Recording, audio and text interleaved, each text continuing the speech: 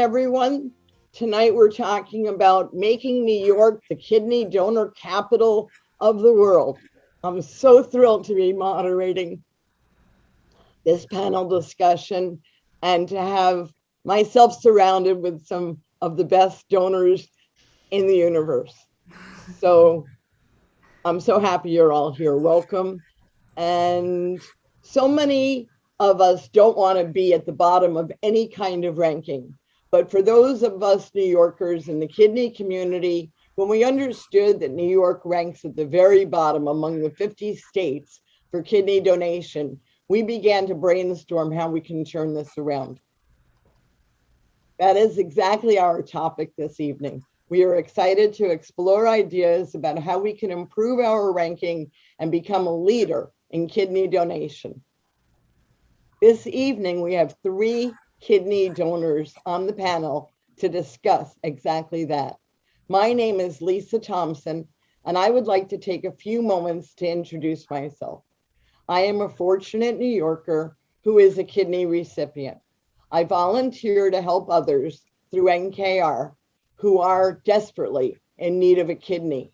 I help them build what we call a microsite, a page to describe who they are so that others may decide to share their spare life-saving kidney. After our panel discussion, we will have time for questions from the audience. Panelists, it's now time to introduce yourselves. Mike, I'd like you to start because you are our wonderful, honorable president of the National Kidney Donation Organization. So Mike, I'm going to turn the mic to you. Thank you, Lisa. What an introduction. I definitely have to have you around when I walk into a room so you can give me such a glowing introduction. It's awesome to be here. I'll introduce myself. Like Lisa said, my name is Mike Lalo. I am a lifelong New Yorker, born and raised in Queens, New York, Bayside, Queens. I currently live out on Long Island in Suffolk County. I was actually, I started out working as a hotel manager in New York City, did that for quite a while. And then I became an NYPD police officer, retired as a detective after 21 years. In my opinion, New York opens up their hearts, their minds, their arms to everybody, right? Look at the diversity of New York. And when, Lisa approached me and told me that we were at the bottom of the list, I mean, that is just opposite of New York, right? We are the champions in everything. We have champion football teams, right? Champion baseball teams. We're just, in my opinion, number one, yet in this particular category, we are at the very bottom. So I think that the discussion like we're having tonight, hopefully will help create awareness. And I will now turn it back over to Lisa. Thank you, Mike. That was a wonderful introduction. We'll now introduce Steve. He's the treasurer of NKDO's board. Okay, Steve Wilson again. I am the treasurer of NKDO, also the treasurer of an organization called KDA, which is Kidney Donor Athletes. And I am a proud lifelong New Yorker. I'm a very proud kidney donor. I do want to correct our last speaker, Michael, and when he said championship football teams. Apparently, Mike has not turned on the TV any Sunday in this fall, but it's not good so far for New York football. But I am happy to be here. Never had a minute of regret about being a kidney donor, and I would love to see New York move up the list on the generosity scale. So we New Yorkers have big hearts, and sometimes we don't show it. But I think that if with the right publicity, the right information, we can move up the list on the kidney donation generosity scale. So I'm looking forward to be a part of that. And thank you for having me here tonight, Lisa. I'll turn it back to you. Thank you so much for being here, Steve. It's a pleasure to have you. And Elaine is an amazing, amazing woman. She right now is working in several different capacities and is helping on the campaign for the mayor-to-be of New York City. And when Elaine brought this speech to my attention and the idea of making New York number one, I was thrilled to embrace this concept and to host a panel so we can help Elaine's dream come true. Elaine, could you please introduce yourself? Thank you, Lisa. And I am really thrilled and delighted to be here and join this eminent company of kidney donors, as well as Lisa, a kidney recipient. I am the director of the Peace Corps Fellows Program at Columbia University. I've been a lifelong teacher and educator. I now support 23 returned Peace Corps volunteers as they teach in high-need New York City classrooms. So I'm an educator at heart. I became a kidney donor in 2020. Interestingly, I was following in my 19-year-old son's footsteps. He's now 21, but we donated 6 months apart. And I happened to meet Steve Wilson in the waiting room while we were both being evaluated by the medical doctors at NYU Langone Hospital. As Steve said, I have absolutely no regrets about donating my kidney, and I think that I'd do it again if I had an extra kidney, if I had to give. We have such a desperate need for kidney donation in New York and elsewhere. I would love for New York to be at the forefront of kidney donation and to be an example not only for the nation but for the world. And I think there are strategies that we can use to turn our ranking as currently 49th state in the union to number 1. So thank you all for being here, and thank you, Lisa, for moderating. Well, thank you, Elaine. We appreciate your introduction. So we have 4 questions tonight prior to questions from the audience. And the first of those questions is, how do you think that donating your kidney connects with being a New Yorker? Steve, would you like to begin on this one, please? Sure, I'd love to. I had this theory that in New York, in particularly New York City, all you have to do is do something big. So if you go to the chocolate store in New York, it's big. If you just opened up a store that sold underwear, if it was big, then it's going to do well. So New Yorkers like to do things big, and I think donating a kidney can be big. It's outside the norm. It's drastic, and it has drastic results on the positive side, particularly for the recipient. So I think that's how I can identify with being a New Yorker and donating a kidney, and that New Yorkers like to do things big. Anything in New York, just make it big. How did you make your experience big, Steve? That's a good question, and I don't have a good answer. I'm not sure my experience was big. I view it as I don't view it as big myself. In other words, it was something I did, and I think what I can do, the balance of my life in being a part of these organizations, that can be big. In mentoring potential donors, in continuing to spread a vital message about the importance and the safety of kidney donation. So those are the things I think that can be big. But the donation itself, it was I told very few people until about a month or so after I did it. And then Lisa Emmett said, "You are just not doing anybody any good by keeping it a secret." So, but Steve, why don't you tell everybody about what you're planning on doing in Hawaii? Because that's big. So that's big for the spreading of the message. Yes. So I'm an Ironman triathlete, and because of donating the kidney, the Ironman Foundation has invited myself and my 2 sons to compete in the Hawaiian Ironman World Championships. We were supposed to do it in 2020, but it got canceled. And in 2021, it got canceled again. But now we're going to do it in 2022, the 3 of us. And there are only a handful, maybe one other time when 3 members of the same family did an Ironman. So I'm looking very forward to that, looking forward to another summer of training with my boys, but looking forward to racing in my KDA, kidney donor athlete gear, my Nkdo gear, and hopefully bringing some awareness to living kidney donation on the world's greatest triathlon stage. So thanks for that question, Michael. It's a topic I enjoy talking about. That's fabulous, Steve. I'm so happy for you and happy for your recipient to be able to share in the joy of having the kidney of someone so special. Thank you. Next, let's turn the same question over to Elaine. Elaine, how does it feel to be a kidney donor in New York? So I've been a proud New Yorker for 23 years. I'm born and raised in a small town in Pennsylvania called Carlisle, Pennsylvania. And in terms of Steve talking about New Yorkers doing things that are big, as a kidney donor who did not know who my recipient would be, I had the opportunity to launch a kidney chain. And I know that many donors have that opportunity. So rather than one person getting a kidney because of my gift, 4 people got kidneys that day. So that is a way to do it big, right? As New Yorkers, as Steve mentioned, we do like to do things big with a big splash. And currently we are ranked number 49 out of 50 states in terms of deceased kidney donor donations. What I'm really focusing on, and I think that one way that we could really become number 1 is to focus on our living kidney donations, because a living kidney lasts nearly twice as long as a deceased donor kidney. So promoting kidney donation among those who are alive, as Mike once said, you get to get the rewards of the gift if you give the gift while you're alive, right? So that's a big, I think would put a big, have a big impact on New York's reputation and to show the world how giving and loving we truly are. We each have 2 kidneys, and we really only need 1 for a healthy life. And if you launch a kidney chain, on average, 4.8 people, close to 5 people, will receive a kidney.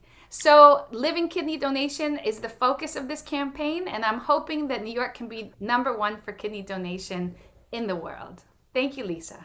Thank you, Elaine. So to tell you a little bit more about my story, as a New Yorker, I was given a kidney from a person in Connecticut that I couldn't use because it wasn't a match. So NKR put us through the matching program, and my kidney came from UCLA from a woman who I 18 months later found out her only ambition was to start a chain.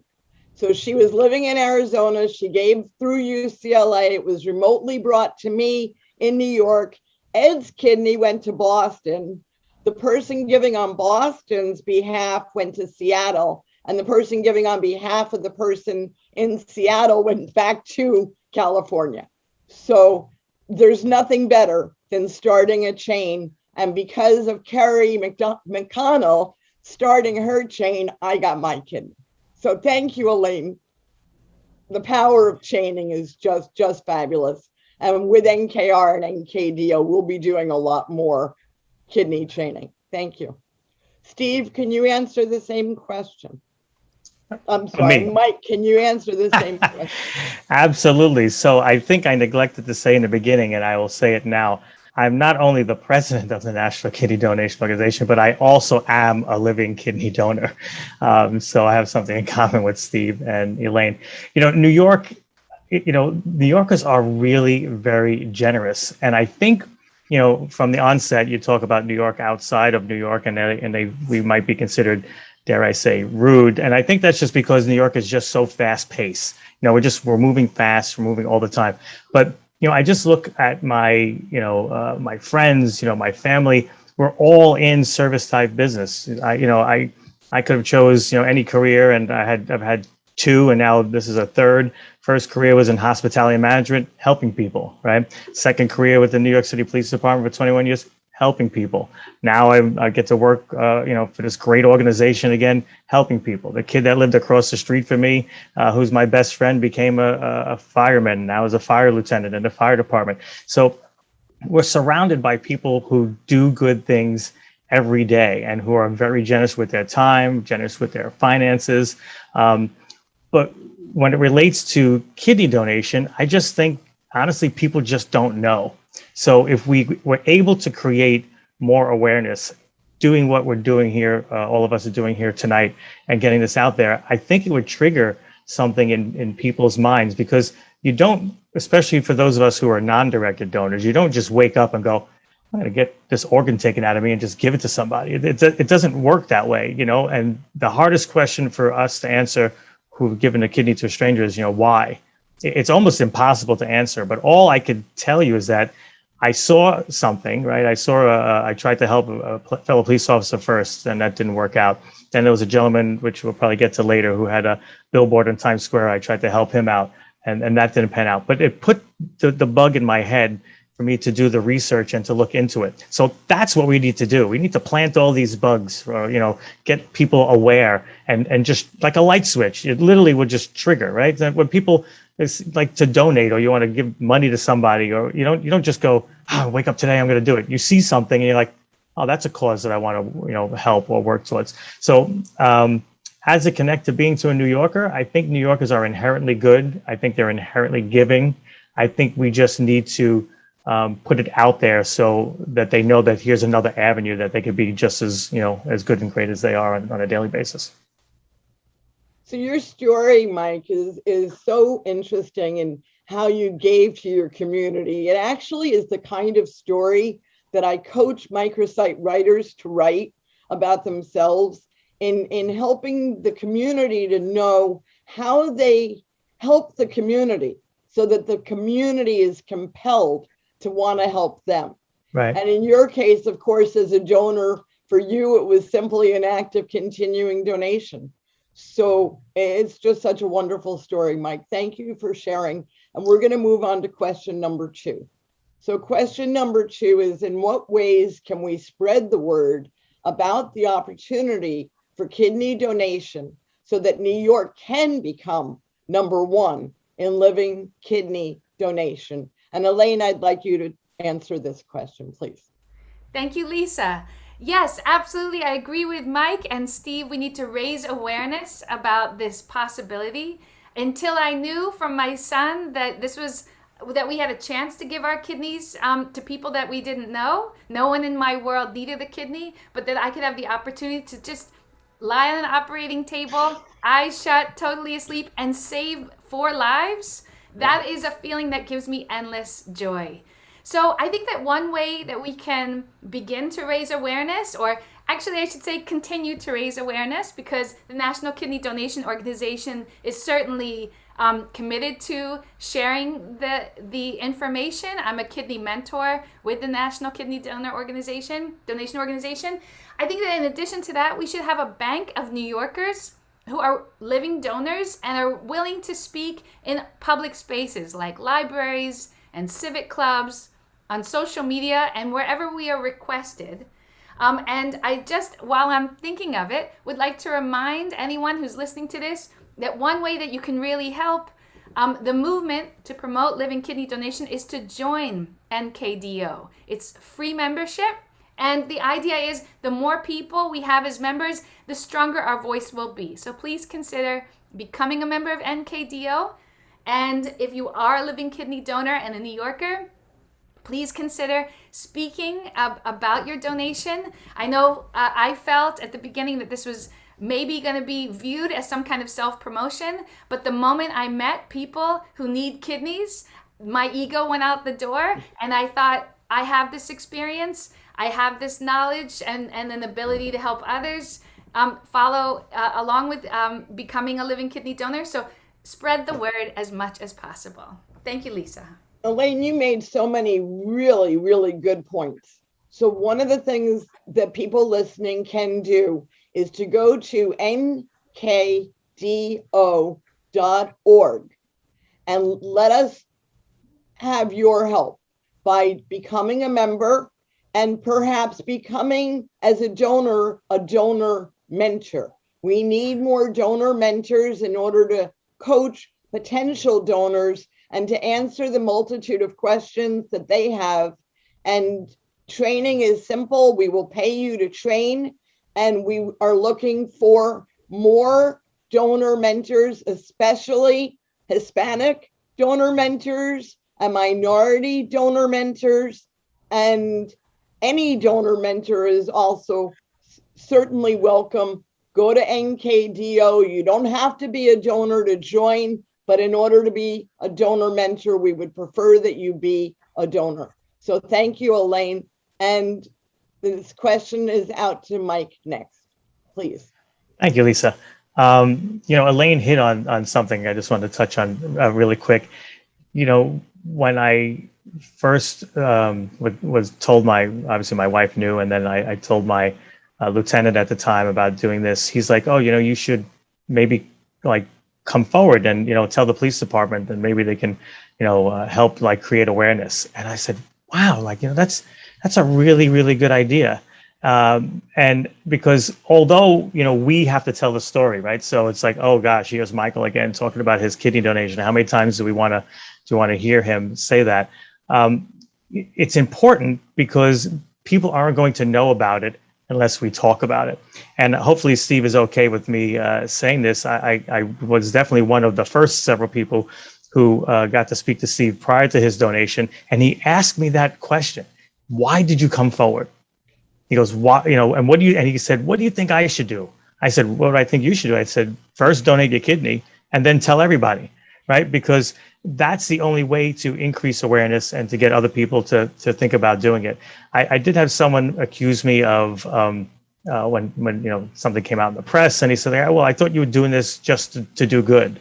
And I said, well, I am. I go, but I think it's terrible for me to keep this to myself, because doing a program like we're doing tonight is what's going to, ultimately help create awareness. Also, like they said, joining organizations like the National Kidney Donation Organization, sharing positive stories. Kindness is contagious. That's the thing I say all the time. We see so much stuff in the media that's negative. It's probably like 98%, negative in the news. And, we could utilize maybe a higher percentage of that to have kind stories out there. They don't all have to be kidney related, although I would love that.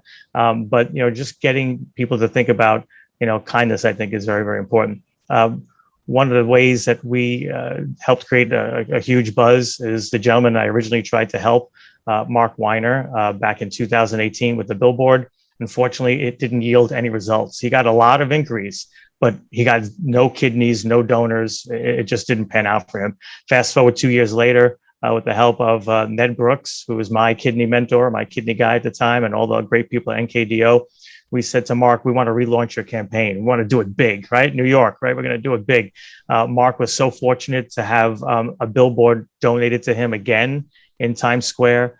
We had this big billboard, with Mark's picture up there, asking people to come help. And of course, New Yorkers are great. New Yorkers are good. And what did they do? They came forward and wanted to help right away. 189 people, came forward to help out Mark. And the awesome part of that story is, without going into long drawn out detail about the voucher program, but there's a way for you through the National Kidney Registry to donate today for someone who needs a kidney at a later date or may not be available due to medical reasons or such to get a kidney right now. So we got 5 people all the way through to the finish line. And actually, Steve was the mentor to one of them. Her name was Hillary. She came forward. She donated her kidney to a stranger and then handed Mark what I call the Willy Wonka golden ticket. So he's got that golden ticket. He's got that kidney basically like sitting in reserve. And as soon as he clears up a couple of small medical issues, he's ready to get that kidney. But the cool thing was these other 4 great people, total of 5 people, these other 4 great people have pledged or promised that they want to keep going in the process because Mark got his voucher. They're going to go and donate to strangers. So by creating this big buzz and this awareness, we're not only helping Mark, we're also helping, other people. So I think, as much as we can, whether it's through our local media, newspapers, your News 12 or your Newsdays or your New York Post, your Daily News, or, whatever you are listening to, your FiOS, whatever the news stations are, the Spectrum, to get your story out there, especially if you're a living donor or even a recipient, right? Lisa, how important was it for you to receive that kidney? Life-changing, right? We need those stories. That's what's going to help. So people could see you and they could say, oh my gosh, this is how that person's donation changed Lisa's life. And I think it really, like I said before, it has an effect. It's that light switch. Person sees your story, hears Elaine's story, sees Steve doing his, Ironman competition in Hawaii. And they're like, I could do that. If he could do an Ironman competition after donating a kidney, I could definitely help out. So I think that's probably a long answer to your question, but one of the ways we can help. So tonight we're lucky enough to have Sarah here, and in response to Mike, Sarah's here as my mentor, because what I really wanted to be able to do is to share my kidney story. And every time I talk about my kidney story, I get very choked up. but it's been a year of telling my kidney story. I tell it pretty much every day, several times a day, to the people that I am coaching in order for them to make their microsites. And some of those people actually utilize their microsites. One such man, Larry Orbach, was on his news channel last night talking about not just wanting a kidney for himself, but wanting someone to come forward and to give him a voucher, and in giving him a voucher, donate to a stranger. So that person would, in essence, be helping two people. They'd be helping the stranger that they're giving to, and they'd also be helping people like Larry Orbach. And somebody did call. I sent you the name and number, Mike. I'm sure you'll be in touch with them. And he's had 700 views of his microsite since Friday. And we're hoping that many of those people will come through and come to the end of that racetrack and be organ donors for not just Larry and not just Steve and not just the multitude of people that we have that need a kidney, but Mark Weiners and Jay Brills, and I could go on with names. We don't just want it for them. We want it for the almost 100,000 people that are on the wait list and the 600,000 people that are on dialysis that really need a better way of living. So thank you very much for your response. Mike and Steve, it's your turn to answer the same question, particularly in response to athletic events and how that ties into the question. Thank you. You're on mute, Steve. My apologies. And I also apologize for having some dinner while I'm on this call, but it's been a long day. So, and my wife made it, I didn't want to go cold. So one of the things regarding, and I'll get to that direct answer in a minute, Lisa, one of the things regarding the Mark Weiner campaign, and I apologize for this because it's not serving our cause at all, but his voucher donor was from Connecticut. So it doesn't help our cause at all. But anyway. So yeah, I think that as we said earlier, that Mark Weiner campaign was so successful, partly because it was done big. It was on a billboard in Times Square.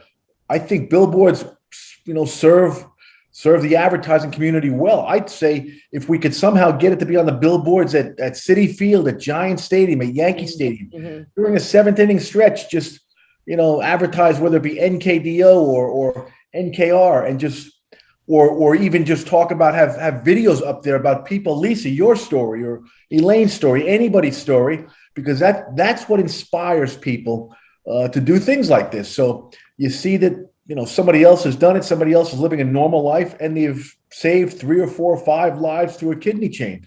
So yeah, billboards at the various sporting events, billboards in Manhattan, that's a way to get to so many people. And again, the video it's so much more powerful because it has a human component to it. It has a component of being able to identify versus just seeing words. So if we can pursue videos, whether it be, again, seventh inning stretch, I think that's going to go a long way. What about what kidney donor athletes are doing, Steve? Because I think what their message is phenomenal, and they have like over 600 members of that Facebook group. Kidney donor athletes, I love the organization. It's more of a community versus NKDO. It serves a different purpose. It's really just a community of one kidney people. Most are let's call it very active. Some are extreme athletes. In fact, last week, 2 kidney donor athletes ran in what's called the Moab 240. It's a 240-mile 3-day race. I couldn't fathom it. But we have people in 12 countries. We have people in 49 states, and we're growing weekly. So what we are doing in February is 23 people with 1 kidney are climbing. We're going to have the first 1 kidney Kili climb challenge, I believe it's called. Wow. We're climbing Kilimanjaro, and we're going to summit Kilimanjaro on World Kidney Day, which I think is March 11th or March 10th. So it's very fitting. But I think we'll have a lot of coverage and get to share some of our stories, some of our experiences, and people will get to see that, yeah, with 1 kidney, it doesn't change your ability to climb the world's tallest mountain range. Elaine and I will be watching from the ground, right, Elaine? I'll be Absolutely. watching from the ground too. Well, I climbed Killy one other time, and I swore I'd never do it again Well, because it's not a picnic. And but I'm going to do it again. It's called Lights FOMO. I mean, I can't miss out. I could never miss this. So So in keeping with that, I saw that someone's climbing a skyscraper in New York City. How about you stay more local and climb? There you go. Good idea. I'll climb Turkey Mountain, which is in Yorktown. I'm not climbing any skyscrapers. I'll climb Turkey with you, Steve. Let's make a date. You know Turkey, right? Turkey I Mountain. do, Sure. of course. Yeah. Yeah, I haven't done it in years, but I think I'm ready for that as long as you're able to stop every time I need to. I'm happy to do it. Happy to do it. Perfect. Let's make a date before the weather gets cold. I like it. All right. Perfect. You guys could join us, Elaine, Mike, Sarah. It would be fun to have everyone go and climb Turkey. So let's go on to our third question. Compared to the other 49 states, how does New York's kidney donation rate compare? Mike, this is a question for you. Yeah, not very good. So when I like to say that we're number 2, not from the top. Okay, so for deceased organ donation, we are number 2 in the entire country. And as Elaine said earlier, we're 49th when it comes to living kidney donation. So it's abysmal. Today, according to UNOS, the number of people in the entire United States that need a kidney is 97,762. 7,500, approximately 7,500 of those people live here in the state of New York. So we do have a large number of people here in New York who are in desperate need of a kidney. Just in New York City, I think it's like 8.5 million people just in New York City. I think the state, Elaine might know better than me. It's probably like close to 13 million or 14 million people. We have the solution to the problem. The solution to the problem, as far as I'm concerned, is living kidney donation. If you just look at the percentage of people that need it versus the number of people of eligible people that we have, it's the math. I'm not great with math, but the numbers they work out really well. Where we can have that reserve of New Yorkers, reserve of kidneys, if you will, that Elaine was talking about. Kidney disease costs the taxpayers $33 billion a year. So not only are we saving lives, which to me is the number one component, but we're also saving money. We're also saving the government dollars that could be going towards other community-based, activities within New York City. So we don't compare so well. I wish I had better news, but I think after doing, things like we're doing here tonight, I think hopefully we can turn that around. That's the hope, Mike. Thank you. Elaine, can you try this question, please? Absolutely. And just to make it clear, we need, in terms of ranking, New Yorkers are second in ranking in terms of our need for kidneys, but 49th in ranking in terms of our supply. So we're taking more than we give, and we need more than we are supplying. And that's not the New York way, right? We're an independent state with a lot of very forward-thinking people. And so I think that those rates should match our love for each other. And I really want to catapult us into the number 1 seat.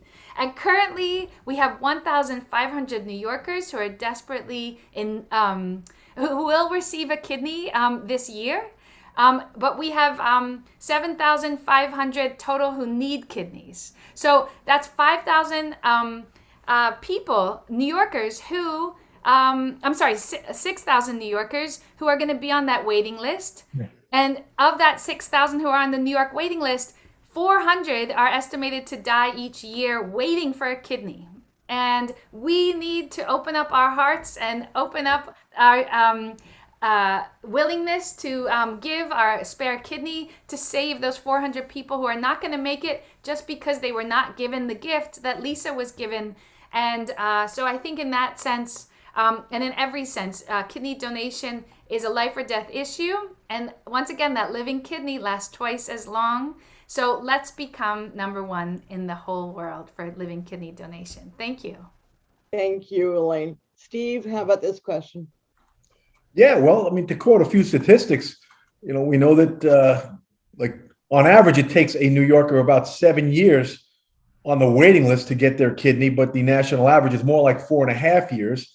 And that just goes to Elaine's point that we are taking more than we are giving. So the way we, that's not an easy fix. And I guess the way we start making a dent in that statistic is just increasing awareness, because I think that's the underlying issue. It's not that people aren't willing to give kidneys, because according to a study done, this is very interesting, by Abigail Marsh at Georgetown, she said there's only 1% of the population that even have it's the amygdala, I think a certain part of the brain. Only 1% of the population could even do that. But it's a matter of that 1% being aware that they can do that, because 80% of people think that if you donate a kidney, your life is going to be drastically altered. So it's awareness, I think. And in order to change those statistics for New York, we have to, just get the right message, the right outlet to spread the message. And that's what we're working on. Back to you. Exactly. And I think that by all of us doing this panel together and doing future speaking events together, that we can share that message and get out to the 1%. And I think if that 1% of the millions living in New York City were to give their kidney, that those 7,500 people would be taken care of this year. Absolutely. So I think that's the message. I want to add that thank you, Steve, for quoting that 1%. We have about 8.5 million people living in New York State. And that might be just New York City alone. That's just New York City, That's yeah. New York City alone. New York City, yeah. That's 84,000 people is the 1%. We have 400 people dying a year of not getting a New York kidney. We can easily turn that around, right? If we can just reach that 1%. I know kidney donation is not for everyone, but the people who may be willing, they just need to find out it's a possibility. Thank you. Exactly. If we can just reach that 1%, be it that they're minority, that they're Hispanic, that they're the richest of the rich, and let that 1% know that Donor Shield will take care of all the costs, all the expense, all the inconvenience. And that comes into the next question, Elaine, where we can start talking about incentivizing that 1% to be able to become that 84,000 that will give their kidney to their fellow New Yorkers. So the last question that we have for right now is, if we could wave a magic wand, what would you change about kidney donation in New York? And Elaine, right back to you.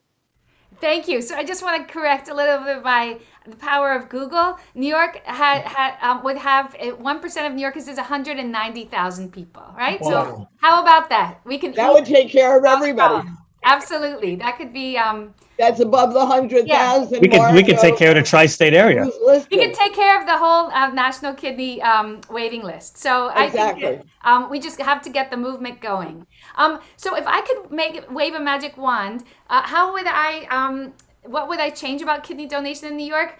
Well, I think that we have a model that we can look to, and that is the country of Israel. In Israel, they were at the bottom in the world in terms of living kidney donation, and they decided, hey, let's change our policies, and let's see if we can turn this around. And and Israel did. They went from the very bottom to number one, and it's because they made some decisions to do things like provide 40 days of lost wages for kidney donors, provide $10,000 to cover disability, life, and health insurance, and also give donors a week-long convalescence vacation. Donations increased by 64%. And wow. New York is now number one Israel's now number one. See, I really want New York to get that place, right? I want New York possibly to bring in some policies that make it better to be a kidney donor. I know that there's a bill in front of the New York Congress right now to provide the lifetime health insurance for kidney donors. Mm-hmm. There are just different ways to make it easier for people to donate. And I think New York could take the lead in that. Thank you. Thank you, Elaine. I really appreciate understanding how Israel is doing it. I hope those strategies can be brought to the mayor's attention to help New Yorkers to give. So Steve, how would you like to wave your magic wand and solve this problem overnight? Well, if I had a magic wand and I could wave it and solve the problem overnight, I would just wave it and wish there was no more kidney disease, but I can't do that. So, but it's always fun to think that way. Nothing in particular other than what's already been stated. We just need to raise awareness for it. And that's not going to be done overnight. And it's through our continued efforts and the things we do that's going to help do that. So, yeah, 37 million Americans would appreciate a magic wand that could get rid of this problem. Yeah, right. Immediately. Right. Yeah, just find that Aladdin and get him to grant our wish. Mike, how about having the last word on this question? Sure. And just like you mentioned Aladdin and his magic lamp, I need my magic wand to do 2 wishes. So I can't get it all done in one. So for me, 2 wishes would be this. 1, I would want for deceased organ donation for the United States, for New York, if it could be the first, I don't know if it could be broken up by state or by country, but we should be an opt-out versus an opt-in. Totally This is my personal opinion, not the opinion of NKDO or anyone else on this panel, but I really, I know for a fact it's not against any of the mainstream religions that are out there. I don't have any need for any of my, organs when I pass on. You could say I didn't have a need for at least one of them while I was here, right? So I think having an opt-out would be a huge thing because people would have access to more of a deceased organization. And the second wave of my wand would be, it should be a requirement that the media has, again, goes back to positive messages, so to require them, at no cost to an organization, let's say like ours, or even a National Kidney Registry, National Kidney Foundation, there's all these like great organizations, that there would be time allotted. So when I turn on a TV, I don't see, 30 toilet paper, commercials. I could see 1 or 2 commercials per day, per hour, whatever the case is, that would, highlight and show people that you could be a living kidney donor. So that would be the other, wave of my magic wand, is to have it more, it costs millions and millions and millions of dollars to put a 30-second, commercial on TV. And it's just not really feasible for organizations. I think these, networks out there are making enough money that, a portion of their time in 24 hours could be dedicated to something like, living kidney donation. Well, as president of NKDO, we're hoping that you can utilize your magic wand, Mike, to get your magic wishes for New York, for the country, and for those 37 million who are struggling. So thank you all for answering the questions. Our next steps as a post panel are twofold. And first is to create a bank of speakers who can be booked as a panel or individuals in order to reach out to organizations and other public settings and other messaging means in order to spread the word and let that 1% find out that their amygdala is big for a reason and that it's their turn to step up to the plate and win the World Series in kidney donation. The second part would be to get that brief position paper written in order to present policy makers and politicians and whoever we're voting in this Tuesday to carry through, at least in the state of New York, in making New York #1 in kidney donation for our country and our world. And thank you all for participating in this panel.